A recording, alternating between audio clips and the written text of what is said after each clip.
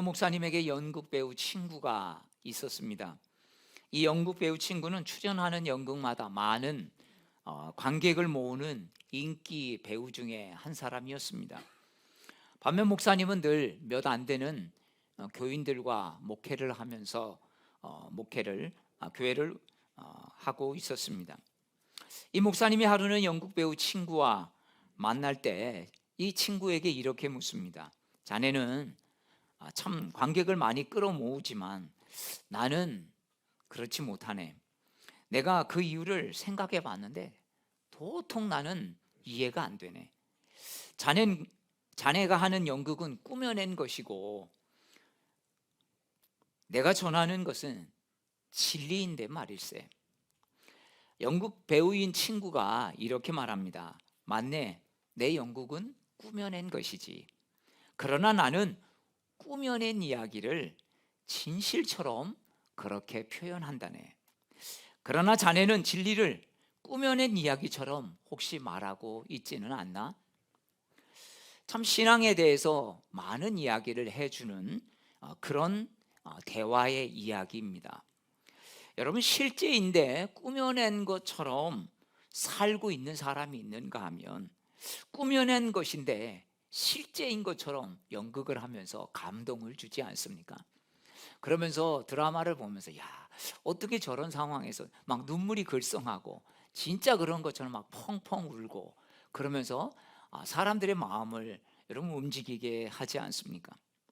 여러분, 우리는 어떻습니까?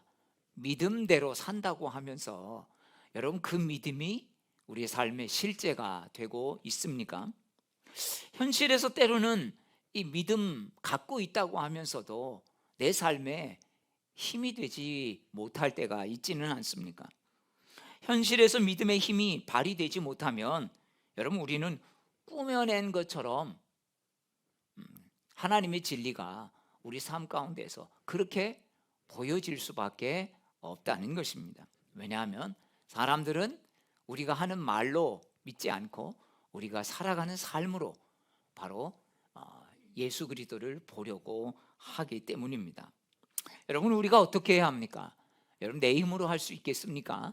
하나님의 도우심을 구해야 할 것입니다. 우리가 성령 충만해야 여러분, 이런 진짜 진리를 진리처럼 살아가는 힘을 여러분 가지지 않겠습니까? 성령 충만해야 세상에 오는 문제들을 그래도 이기고 그 성령의 다스림 가운데 여러분, 우리가 순복하며 살아갈 수 있을 것입니다. 오늘 주일부터 우리가 2024년 한 해 동안 사도행전을 함께 말씀 나누려고 합니다. 올 2024년 9월에 한국에서 열리는 세계 기독교 지도자 컨퍼런스가 있습니다. 인천 송도에서 열리는데요, 로잔 대회라고 합니다. 기독교의 초교파적으로 유명한 그 지도자들이 각국에서 100여 개가 넘는 교회에서, 그 나라에서 지도자들이 와서 함께 기도하고 앞으로 어떻게 정말 이 교회 방향이 설정이 돼서 나가야 하는지, 거기서 많은 교회의 중요한 신학적인 논의와 또 정책들이 이야기가 되어집니다. 스위스 로잔에서 처음에 열려서 로잔 대회라고 지금까지 명명하고 있습니다. 그래서 한국 교회가 한 마음으로 이러한 부분들을 준비하자. 그래서 사도행전을 우리 함께 교회에서 나누자. 그래서 뭐 다 나누진 않지만 참여하는 교회들이 많이 있습니다. 저도 2주 전부터 목사님 4명과 함께 화요일마다 지금 2번 모여서 사도행전 1장 1절부터 11절까지 말씀을 같이 읽고 이 말씀을 어떻게 우리가 말씀을 전할 것인지 또 함께 기도하고 그렇게 2번 나누었습니다. 여러분도 미리 한 주 전에 주보 밑에 우리 다음 주에는 12절부터 26절까지 전해진 말씀 미리 나가니까 여러분도 읽고 또 이 말씀이 어떤 나에게 주시는 말씀은 뭔가 그런 것들을 함께 묵상하고 오셨으면 더 은혜가 될 것입니다. 여러분, 사도행전 마태, 마가, 누가 다음에 이제 사도행전이 붙어 있죠. 사도행전 말 그대로 하면 사도들이 행한 것을 전한 기록, 이렇게 할 수가 있습니다. 그런데 이것을 더 정확하게 표현하자면 사도들이 말씀을 전하지만 그 뒤에 역사하시는 성령님이 계시다라고 하는 것이죠. 그래서 어떤 분은 이렇게 말합니다. 이것은 사도행전이 아니라 성령행전이라고 해야 한다. 말씀은 사도들이 전하지만 성령께서 역사하셔서 사람들을 변화시키고 있기 때문이다라는 것이죠. 또 그 사도들의 그 역사에 옆에서 돕는 참 많은 성도들이 삶이 표현되어 있는 것을 볼 수 있습니다. 그래서 성령 체험을 통해서 사도들이 진정한 사도로 거듭나는 그런 부분들이 사도행전에 기록이 되어 있습니다. 사실 여러분, 우리가 누가복음까지 보면 어떻습니까? 예수님의 제자들이 십자가에서 예수님이 돌아가실 때 다 그냥 나 살려라, 그리고 뿔뿔이 도망가서 흩어져 버리지 않았습니까? 예수님의 제자들은 어찌 보면 성령 받기 전까지는 실패한 사람의 모습이라고 할 수 있습니다. 그러나 부활하신 주님을 만나 힘을 얻고 예수님께서 성령 받기를 위해서 기다려라 그랬을 때 마가의 다락방에서 기도하면서 기다렸더니 성령이 임했고, 그 성령을 통해서 사도들이 이제 이 마가의 다락방을 나가서 이제 복음을 전하기 시작했다는 것입니다. 베드로가 성령을 받더니 달라지지 않습니까? 막 3,000명씩이나 회개하는 놀라운 역사가 일어났던 것을 볼 수 있습니다. 그동안 매일 보고 지나쳤던 예루살렘 성전 미문에 앉아있는 안전뱅이를 일으키면서 내가 은과 금은 내게 없지만 내게 있는 것으로 내게 준다, 그러면서 나사렛 예수 그리스도의 이름으로 일어나 걸어라. 여러분, 이런 역사가 일어날 수 있었던 것은 뭐겠습니까? 바로 사도들이 성령을 체험했기 때문입니다. 그렇습니다. 여러분, 이 사도행전 말씀을 통해서 말씀의 능력이 여러분 우리의 성도들 한 사람 한 사람 삶을 통치해 가고, 또 그래서 변화되고, 또 가정이 변화되고, 우리 교회도 또 우리를 통해서 이 내 주변에 있는 많은 사람들이 변화되는 그런 은혜까지 나아가게 되기를 축복합니다.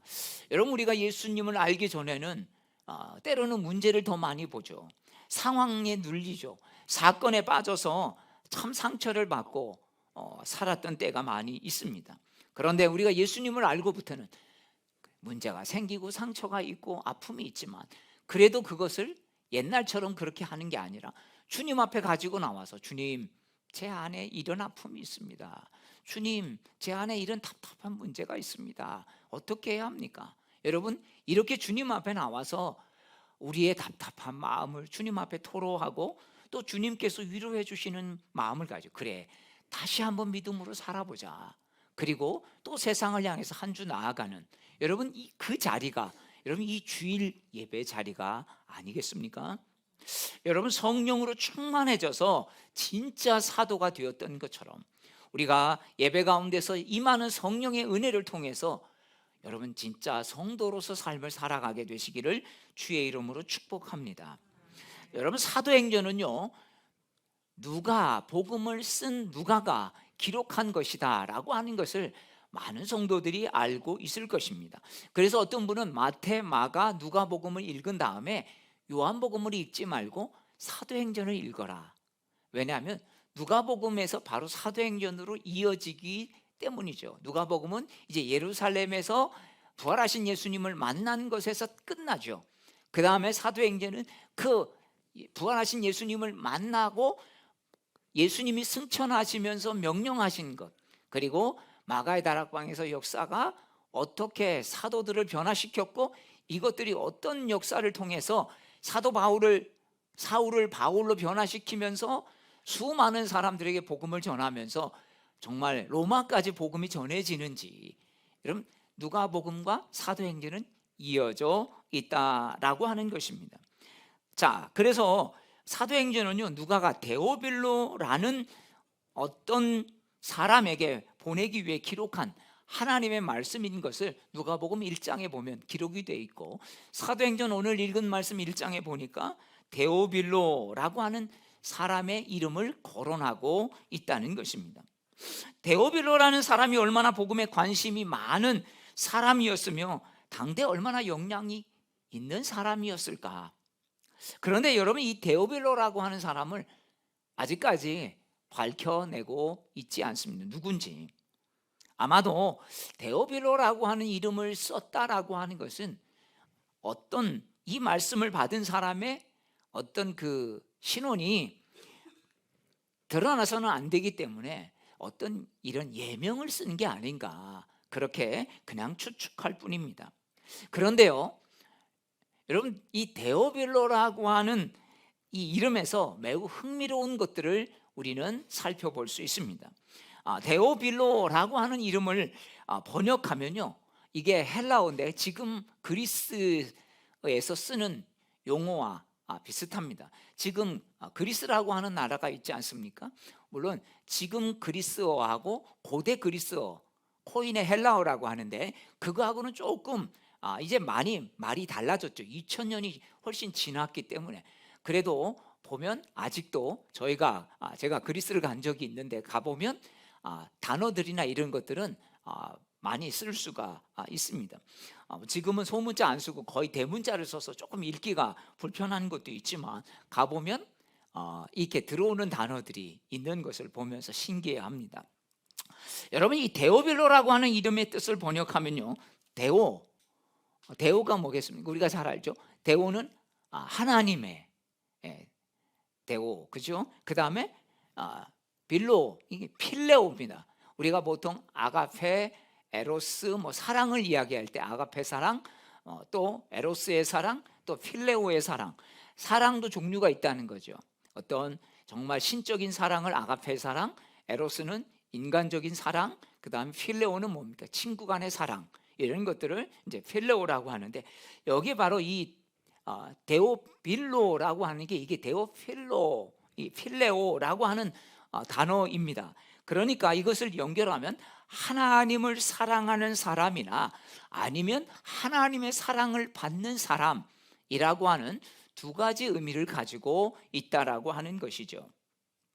즉, 누가가 이 누가복음과 사도행전을 보냈을 때 어떤 사람에게 읽게 했느냐, 어떤 한 개인이라고 하기보다는 정말 하나님의 사랑을 받는 사람, 하나님을 사랑하는 그 사람에게 보낸다라고 하는 것이 있을 수 있습니다. 그런데요, 누가복음 1장 1절에 보면 데오빌로를 각하라고 하는 극존칭을 썼습니다. 지금은 각하라는 단어를 안 쓰죠. 보통 한 70, 80년대 군사 독재 시대 때 대통령을 향해서 각하라고 하는 단어를 썼지만 지금은 거부감이 많아서 잘 쓰지 않는 단어인데요. 그래서 누가복음에는 데오빌로 각하여 이렇게 되어 있는데 우리가 사도행전 1장 1절을 읽었을 때는 뭐라고 되어 있습니까? 한번 보시죠. 데오빌로여 이렇게 되어 있습니다. 자, 극존칭이 생략이 되어 있죠. 자, 왜 여러분 이렇게 바뀌었을까요? 여러분 한번 상상해 보십시오. 성경학자들은 이것을 보면서 이렇게 해석합니다. 누가가 쓴 누가복음을 읽을 때는 혹 그들은 아직 그리스도인이 되지 않았지만 사도행전을 읽을 때는 그리스도인이 되어서 누가와 데오빌로 사이에는 믿음의 한 형제가 되어서 격식을 차리지 않고도 이 두 번째 말씀인 사도행전을 보낼 수 있는 것이었다, 이렇게 해석합니다. 그렇습니다. 여러분, 우리가 아무리 복음을 전하면 하나님의 역사는 여러분 그 어떤 사람이라도 하나님의 사랑, 하나님을 사랑하는 사람, 또 하나님의 사랑을 받는 사람이 여러분 될 수 있다라고 하는 것이 아니겠습니까? 처음에는 이 사람이 진짜 복음을 받아들일까? 그리고 누가 복음을 써서 예수 그리스도가 이런 분이십니다 라고 증거했는데 그 복음을 읽고 정말 믿음의 형제가 되고 동지가 되면서 어떻게 됩니까? 이제는 정말 친근하게 이 사도행전 성령의 역사까지 증거할 수 있는 그런 사람이 되었다라고 하는 것이죠. 여러분, 예수님의 제자들도 특출난 사람이었습니까? 그렇지 않았습니다. 예수님은 자격을 뽑기 위해서 뭐 여러 가지 시험을 하고 테스트를 하고 시험을 보고 또 얼마나 적성이 잘 맞는지 MBTI도 좀 해보고 여러분 이렇게 하지 않았다는 것입니다. 누가복음에 보면 예수님이 제자를 뽑을 때 여러분 어떻게 했다고 기록이 되어 있습니까? 기도하신 다음에 밤새 기도하신 후에 예수님의 제자를 뽑았습니다. 따라서 예수님은요 성령 충만함을 입었고 이 성령의 영감으로 예수님의 12제자를 선정할 수 있었다라는 것이죠. 어느 목사님이 이런 고민들을 하시더라고요. 저도 이제 그 목회를 하면서 부목사님을 이렇게 뽑을 때 그런 고민을 했던 적이 있습니다. 또 우리 인턴 전사님을 뽑을 때 어떤 분이, 제가 지금도 마음에 걸리는데, 어떤 분이 이력서를 냈는데 그 2000 몇 년에 1년 동안 어느 교회 1년 동안 계속 이분은 어느 교회 가면 1년씩밖에 사역을 안 하는 겁니다. 그래서 제가 너무 궁금해서 그분과 인터뷰를 하면서 전화로 제가 물어봤어요. 아니 전사님 왜 1년씩밖에 있지 않았습니까? 그랬더니 이분이 너무 솔직하게 1년 있으니까 나가라고, 그래서 1년씩밖에 못 있었다는 거예요. 제가 그때 갈등을 했습니다. 그러면 이분이 같이 사역하기가 쉽지 않겠다. 그래서 저도 그분을 선택하지 않았지만 늘 그분이 마음에 남습니다. 그래도 다른 데서 그렇게 했지만 내가 그래도 하나님이 교육자로 부르셨는데 같이 일하면서 조금 같이 좀 말씀도 가르치고 또 교회 여러 가지 할 수 있는 것도 가르쳤으면 어땠을까. 제가 어느 분의 설교를 들으면서 그것들이 깨달아졌던 적이 있습니다. 늘 그냥 좀 괜찮은 사람, 교육자도 좀 일 잘하는 사람, 능력 있는 사람, 찬양도 잘하고 또 목양 사역도 잘하고 늘 이런 사람만 뽑으려고 하는 이런 목회자의 마음, 제 마음을 또한 그때 보게 되었습니다. 근데 예수님은 그렇게 하시지 않았다는 거죠. 여러분, 기도해야 성령의 도우심을 입게 됩니다. 성령의 도움이 없이 뭔가를 하려고 한다면 여러분 우리는 잘한 것 같아도 그게 얼마나 위험한 것인지를 여러분 알 수 있어야 합니다. 그래서 토레이 목사님은 이런 기도를 많이 드리셨습니다. 나는 아침에 일어나면 성령 충만을 위해서 기도한다. 하나님, 성령 충만하게 도와주옵소서. 왜냐하면 성령 충만하지 않으면 오늘 하루 나는 너무나 쉽게 흔들릴 수 있는 사람이기 때문입니다. 토레이 목사님은 또 이렇게 고백했습니다. 하나님, 제가 성령 충만하지 않다고 느낄 때 함부로 말하지 않게 도와주십시오. 성령 충만하지 않을 때 말하면 실언이 되기 쉽고 사람들에게 상처를 주기 쉽기 때문입니다. 하나님, 제가 성령 충만하지 않을 때 제 인생에 중요한 결정을 하지 않도록 도와주십시오. 성령 충만하지 않으면 저의 결정은 잘못될 가능성이 항상 있기 때문입니다. 여러분, 저도 여러분도 늘 여러분 이런 기도를 드릴 수 있기를 바랍니다. 우리가 순간순간 말할 때에도 내가 지금 주님께서 원하시는 말을 하고 있는가, 어떤 생각이 들어와도 이게 정말 주님이 기뻐하시는 생각인가. 여러분, 우리가 생각부터 제어하지 않으면 우리는 생각에서 마음으로 그것이 내 마음에 늘 자리 잡고 언젠가는 그게 내 말과 삶으로 나타날 수밖에 없다는 것입니다. 꼭 행동으로 나와야만 문제가 아니라 여러분 생각부터 우리가 제어할 수 있게 되기를 축복합니다. 토레이 목사님은 그래서 주님, 성령 충만하지 않으면 어떤 것도 결정하지 않게 도와주십시오. 성령 충만하지 않으면 말하지 않게 해주십시오. 그렇게 기도했다는 것입니다. 예수님도 기도하지 않고서는 먼저 실행하지 않았다는 것이죠. 여러분 어떻습니까? 우리는 토레이 목사님보다, 우린 예수님보다 더 연약한 게 참 많은데 여러분 그냥 여러분 결정하려고 할 때가 많지 않습니까? 기도하지 않고 너무 쉽게 그래 하고 결정하고, 기도하지 않고 뭔가 쉽게 말하고 그러지 않습니까? 자, 예수님은 4절에서 제자들에게 말씀합니다. 자, 4절 말씀을 우리 같이 함께 읽겠습니다. 시작. 사도와 함께 모이사 그들에게 분부하여 이르시되 예루살렘을 떠나지 말고 내게 들은 바 아버지께서 약속하신 것을 기다리라. 자, 예수님께서 두 가지 명령을 하시죠. 뭐라고 하면 예루살렘을 떠나지 말고. 자, 예루살렘을 떠나지 말라는 명령 하나와 또 뭡니까? 약속하신 것을 기다리라. 여러분, 참 한 절이지만 두 가지 명령 속에는 뭐가 들어 있습니까? 우리가 제일 하기 어려운 것들만 들어 있지 않습니까?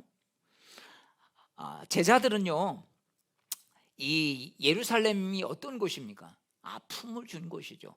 예루살렘에서 예수님과 사역을 많이 했죠. 물론 갈릴리에서도 사역하고, 그러나 예루살렘은 늘 아픔을 준 곳, 두려움을 준 곳이었습니다. 제자들은 자신의 스승이 십자가에 죽임을 당한 그런 뼈저리게 아프고, 이곳에서는 정말 우리식으로 하면 오줌도 누고 싶지 않고 아무것도 하고 싶지 않은, 여러분, 그런 곳이기 때문에 어떻게 보면 이제 또 나도 저렇게 예수님처럼 붙잡힐 수 있는 두려움을 주는 곳이 바로 예루살렘이었습니다.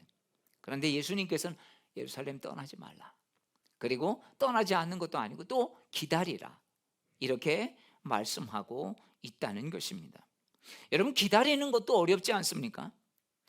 사람은 위험에서 자신을 보호하려고 하는 본능이 있습니다. 그러다 보니까 위험이 있는 곳은 좀 빨리 피하고 좀 안전한 곳으로 가고 싶어 하는 게, 여러분, 그게 누구나의 다 마음이죠. 본능이죠. 그래서 뭔가 이렇게 날라오면 어떻습니까? 피해야 되는데 어떻습니까? 뭐가 날라오면 눈을 감아버리죠.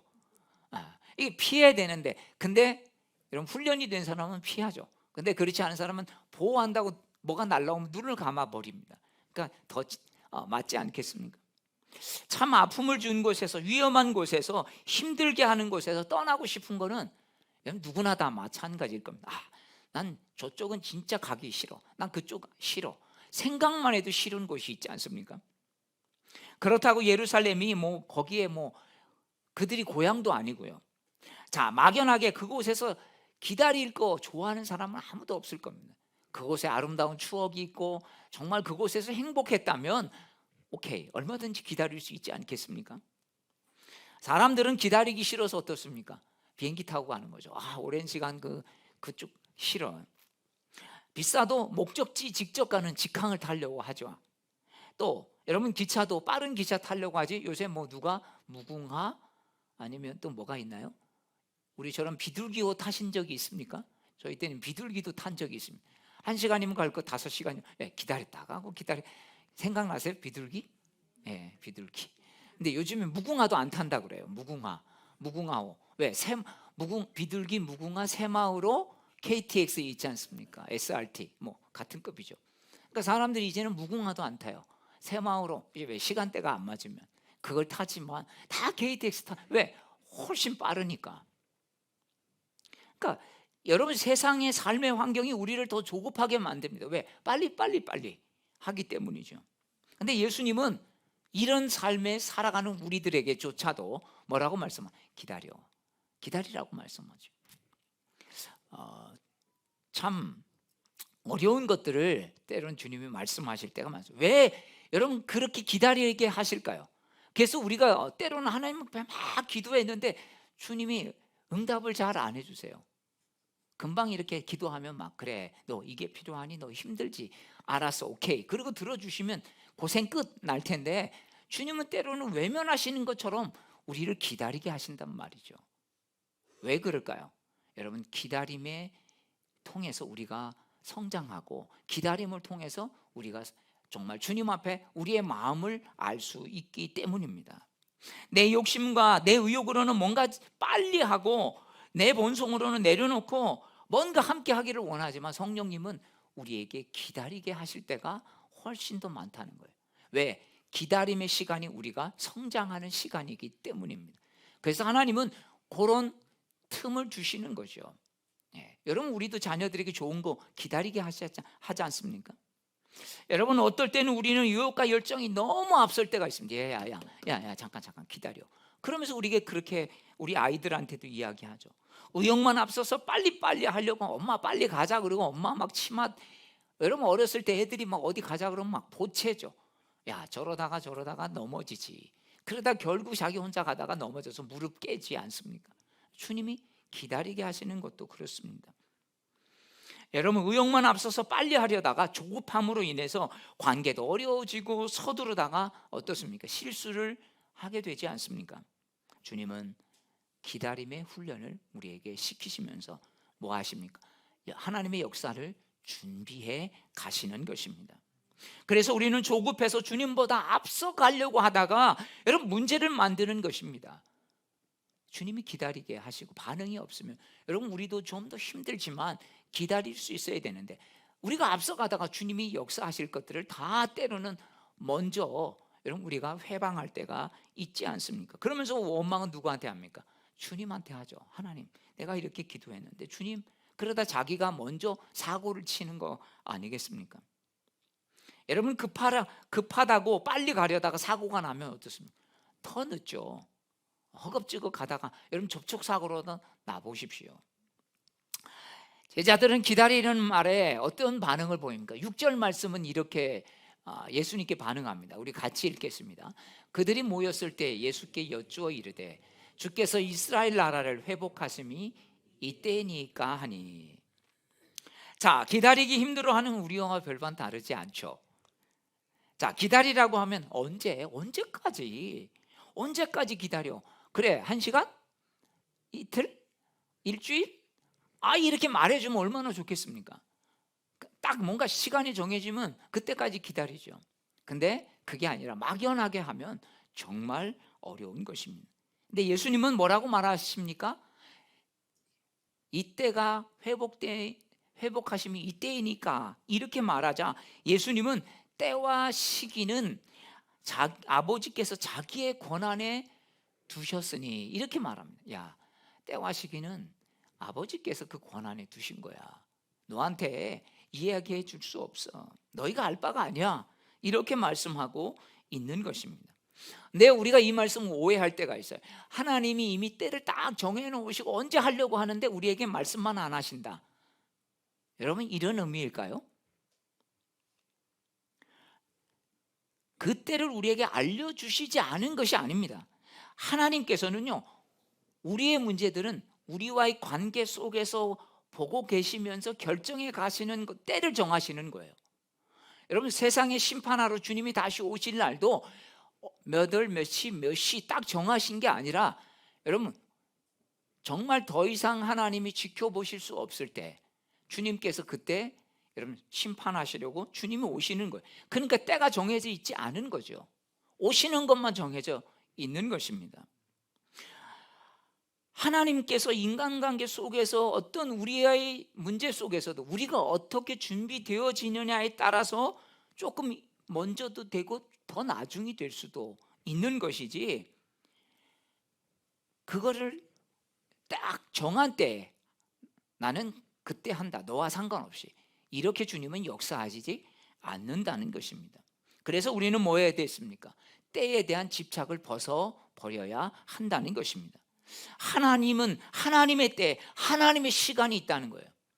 그래서 나도 모른다, 아버지만 아신다 라고 예수님께서 하신 말씀이 바로 이것인 것입니다. 그래서 말씀하신 우리는 뭘 해야 됩니까? 때가 언젠지, 그때만 알았으면 좋겠다가 아니라 여러분 뭐예요? 기다리면 되는, 약속을 믿고 기다리는 것이 우리의 사명인 것입니다. 당장 우리가 두렵고 힘들고 아프게 하는 이 예루살렘을 떠나고 싶은데 한 달만 기다리면 돼, 이렇게 해주셨으면 좀 더 속이 편할 텐데 시간을 정해주지 않은 게 참 여러분 우리로서는 굉장히 답답한 게 아니겠습니까? 자, 왜 떠나지 말라고 하셨을까요? 그 자리가 사명의 자리이기 때문입니다. 여러분 때로는요, 두렵게 하는 자리, 아픔의 자리가 여러분 사명의 자리가 되기도 하는 것이죠. 자, 그래서 주님은 이렇게 말씀합니다. 자, 8절 말씀을 우리 같이, 7절 다음에 8절 말씀을 바로 이어서 말씀하신 이유가 여기 있는데요, 말씀하고 있습니다. 같이 읽습니다. 오직 성령이 너에게 임하시면 너희가 권능을 받고 예루살렘과 온 유대와 사마리아와 땅끝까지 이르러 내 증인이 되리라 하시니라. 여러분, 예수님께서는 제자들에게 그냥 기다리라, 아니야, 너 그냥 거기서 사명 감당해, 이렇게 말씀하시지 않았어요. 뭘 주세요? 성령의 능력을 주시겠다. 여러분, 우리에게 사명을 주시면 뭐도 주세요? 감당할 힘도 주시는 거예요. 믿으십니까? 그렇습니다. 그냥 야, 너 혼자 알아서 해. 주님은 그렇게 하시지 않아서요. 분명히 우리에게 할 수 있는 힘도 주시고 분별력도 주시고 지혜도 주실 줄로 믿습니다. 근데 권능을 받아서 나를 증거하라, 그렇게 말하고 있지 않습니다. 뭐라고 말합니까? 내 증인이 되라, 이렇게 말씀합니다. 여러분, 입의 언어로 말하는, 말 잘하는 사람을 우리에게 보내는 것이 아닙니다. 주님께서 우리를 말 잘하는 사람으로 세운 게 아니라는 거죠. 삶의 언어로 말하는 증인으로 우리를 세우신 것입니다. 때로는요, 세상 사람들이 그렇게 말을 해요. 야, 진짜 예수 믿는 예수쟁이들 말 잘한다. 왜? 듣고 이런 게 얼마나 많습니까? 그분들은 맨날 텔레비 앞에 앉아 있지만 우리는 말씀 읽고 또 이렇게 말씀 듣고 또 특별 말씀이 있고 또 뭐 정말 우리가 듣는 말씀이 얼마나 많습니까? 그러니까 또 같이 나누기도 하고요. 그러니까 말을 잘하죠. 저도 뭐 신학생 때는 진짜 누구한테 앞에 나와서 하면 말하는 게 두려웠습니다. 근데 지금은 그냥 어디 가도 그냥 말할 수 있는 그런 훈련이 되어 있는 것이죠. 그러다 보니까 어떻게 했습니까? 야, 잘못하면 나도 말쟁이가 될 수 있겠구나, 여러분, 그런 생각을 하게 됩니다. 세상 사람들은요, 우리의 말로 믿지 않습니다. 우리의 삶으로 예수 그리스도를 보려고 하지 않겠습니까? 여기 증인이라는 말을 헬라어로는 마르투스라는 단어를 쓰는데요, 이거는 순교자라는 뜻도 있습니다. 여러분, 증인이 된다는 것은 당시에 순교를 각오했어야 했다라는 것입니다. 그러니까 말만 하는 것이 아니라 이 입의 언어가 삶의 언어가 되면서 뭐가 됩니까? 순교할 각오도 할 수 있는 것이죠. 자, 예루살렘은요, 지금 제자들이 있는 곳입니다. 지금이라도 떠나고 싶은 곳입니다. 그런데 예루살렘은 이 상처가 있는 곳, 스승을 죽인 곳, 한 시간도 생각하고 싶지 않은 곳입니다.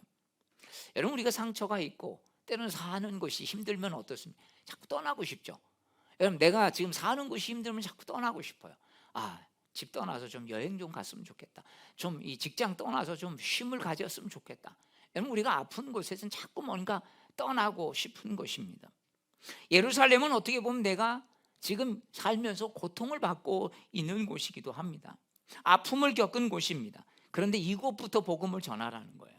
예수님은 어떻게 보면 가정이 될 수도 있고 어떤 사람에게는 직장이 될 수도 있고, 자카르타에 있을 때 어느 집사님이 이런 말씀을 하시더라고요. 목사님, 직장에서도 상사로 만나는데 교회에서도 만나고 싶지 않아요. 자기 직장 상사가 교회를 등록을 하고 나서 저한테 그러는 거예요. 자기가 교회 옮기고 싶다는 거예요.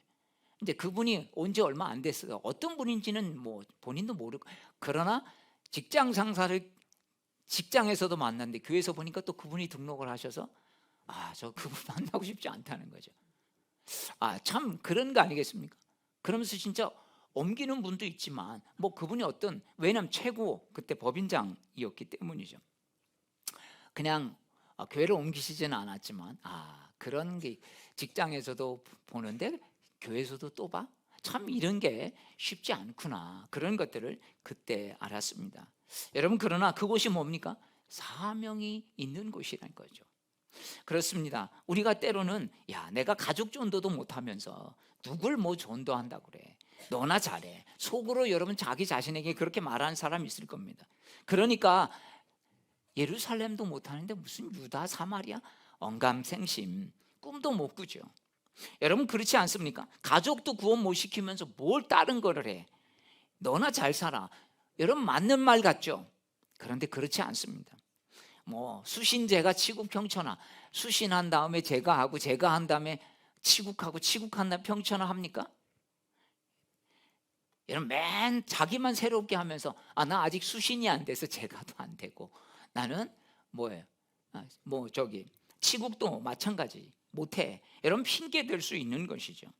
그러나 여러분 이런 것들은 동시적으로 해 나가야 하는 것입니다. 이거 한 다음에 다 끝나면 이걸 해야 되고 이것도 다 끝나면 이걸 해야 되는 게 아니라는 것이죠. 여러분 마찬가지예요. 어떤 사람에게는 예루살렘처럼 가족, 친구, 가까운 사람에게 복음을 전하기가 어려운 사람도 있습니다. 그런데 그런 사람에게 복음을 전할 수 있는 힘이 어디서 주어집니까? 때로는요, 유다에서 사마리아에서 복음을 전하면서 여러분 그렇게 은혜를 입을 수도 있는 것이죠.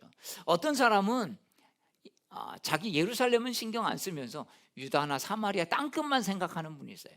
가족 전도 기도는 안 하면서 맨날 세계 열방을 향해서 기도하면서 전도하게 해달라고, 그러면서 단기 선교는 열심히 가는데 가족 전도는 못하는 거죠. 이게 또 바뀐 사람들도 있어요. 여러분 그런데요, 분명한 것은 하나님의 역사를 제한하지 말아야 한다는 것입니다. 왜냐하면요, 우리가 이렇게 있다가도요, 어떻습니까? 가장 가까운 이웃인데 돌아서면 어떻습니까? 이분이 땅끝이 되는 거예요. 여러분 마을에서도 어떤 분과 딱 등지고 있으면요, 아무리 가까이 있어도 그 사람은 땅끝이 되는 겁니다. 돌아서면 어떻습니까? 지구는 둥글기 때문에 완전 땅끝이 되죠. 제일 먼 땅끝이 됩니다. 여러분 가장 가까이 있는데 우리 마음이 돌아서면 여러분 그곳이 땅끝이 되는 거예요. 며느리 사랑 못하고 돌아서면 땅끝이 되는 거예요. 여러분 시어머니 사랑 못하고 섬기지 못하면 거기가 땅끝이 되어 버릴 수가 있다는 것이죠.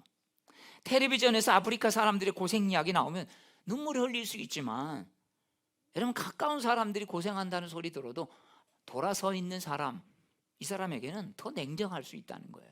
왜? 그 사람이 땅끝이기 때문에. 내 가까운 사람이 땅끝이 되어버린 적이 여러분 없습니까? 예루살렘만 생각하면서 자책만 하다가 뭐 유다, 사마리아 이런 거는 하나도 생각 못하고 늘 제자리에 머물러 있지는 않습니까? 예루살렘 못하지만 그런 사람도 사마리아, 유다 이렇게 하면서 또 예루살렘, 내 주위에 있는 사람, 내 가족들을 여러분 전할 수 있는, 복음을 전할 수 있는 여러분 힘을 얻게 되기를 축복합니다. 여러분 이것들이 다 같이 가야 되는 것이죠. 그래서 어떻게 합니까? 그래서 예수님께서 뭐라? 성령을 기다리라. 성령이 없이는 이 마음이 나올 수가 없는 거죠. 여러분 돌아선 마음을 회복시킬 수 있는 건 우리 의지로 안 되는 거죠. 우리 의지로 하려고 하다가 어떻게 했습니까? 저 사람이 그래 주님이 주신 마음을 내가 그래 화해해야지 가서 했어요. 미안해요 제가 그때 그래서 내가 잘못한 것 같아. 그럼 저쪽에서 나도 잘못했어요. 그러면서 그러면 얼마나 화해가 되겠습니까? 알았으면 됐어, 앞으로 조심해. 상대가 이렇게 나오면 여러분 더 그냥 확 올라오죠. 분명히 나도 잘못한 게 없는데 지도 그럴 수 없지, 지도 잘못한 게 있는데 이러면서 상대를 향해서 여러분 마음이 갈 수밖에 없지 않겠습니까? 사랑하는 여러분, 이 시간 성령님께서 우리 안에 이런 마음을 주셔서 이런 것들을 받아들일 수 있는 은혜가 저에게도 여러분에게도 있게 되기를 축복합니다. 그래서 여러분 등 돌리고 있는 여러분 내 주변에 혹시 땅끝이 없는지 살펴보시기를 축복합니다. 자, 11절 말씀 우리 같이 읽겠습니다. 시작. 이르되 갈릴리 사람들아 어찌하여 서서 하늘을 쳐다보느냐? 너희 가운데서 하늘로 올리신 이 예수는 하늘로 가심을 본 그대로 오시리라. 여러분 주님의 승천 장면이죠. 가심을 본 그대로 오시리라. 근데 예수님이 이렇게 지적합니다. 어찌하여 서서 하늘만 쳐다보느냐? 여러분 하늘에서 눈을 떼고 땅을 쳐다봐야 할 때가 있는데 계속해서 하늘만 쳐다보고 있다는 것입니다. 하늘만 쳐다보면서 넋 놓고 있지 말고 뭐 하라는 거예요? 야, 이 땅에서 너가 감당할 사명이 뭔지 그걸 봐야지. 예수님께서 지금 승천하시면서 이 말씀을 하시는 거 아니겠습니까? 우리는요 주님의 승천과 재림, 주님의 다시 오심 사이에 지금 껴 있습니다. 주님이 오셨죠. 그리고 승천하셨습니다. 이제 다시 오신다고 했죠. 그 사이에 우리가 살아가고 있는 것입니다. 우리가 생명과 사망 사이에 살아가고 있죠. 태어남과 동시에 우리는 죽을 시간이 정해져 있는 것이죠. 자, 그 사이 시간을 살아가면서 우리는 자꾸 여러분 하늘만 쳐다보고 넋을 놓고 예수님을 기다려서는 안 되는 것입니다. 왜냐하면 우리에게는 바로 주어진 이 시간 동안 성령의 능력을 통해서 우리가 해야 될 사명이 있기 때문입니다. 우리는 세상에서 속하지 말아야 하지만 세상 가운데 살면서 주님의 통치를 받아서 하나님 나라를 이루어야 할 사명이 우리에게 있는 것이죠. 그것이 예루살렘이고 유다고 사마리아고 땅끝이 아니겠습니까? 땅끝이 저 지구 끝에만 있는 게 아니라고 말씀을 드렸습니다. 그때 그 시간 언제일지 누구도 모릅니다. 주님이 오실지. 그러나 주님이 오시겠다고 말씀하신 그 시간과 오실 시간 그 사이에 결국 우리가 살고 있는데, 여러분 그 시간 동안 우리가 주님 예수 그리스도의 증인으로, 믿음의 증인으로 여러분 삶을 살아가면서 여러분들 통해서 살아계신 주님을 증거하고, 가정에서, 일터에서, 또 우리 마을에서 여러분 그런 은혜를 누리시고 살아가는 우리 모두가 되시기를 주의 이름으로 축복합니다. 참 연약하게 보였던 제자들의 사도들이 될 수 있었던 것은 성령을 받았기 때문이 아니겠습니까? 우리도 말씀 앞에 무릎을 꿇고 하나님 앞에 두 손을 모아서 주님, 제가 이런 삶을 살기를 원합니다. 이렇게 정말 하나님 앞에 성령을 구하며 나아가는 우리 모두가 되시길 주의 이름으로 축복합니다. 우리 다 함께 일어나셔서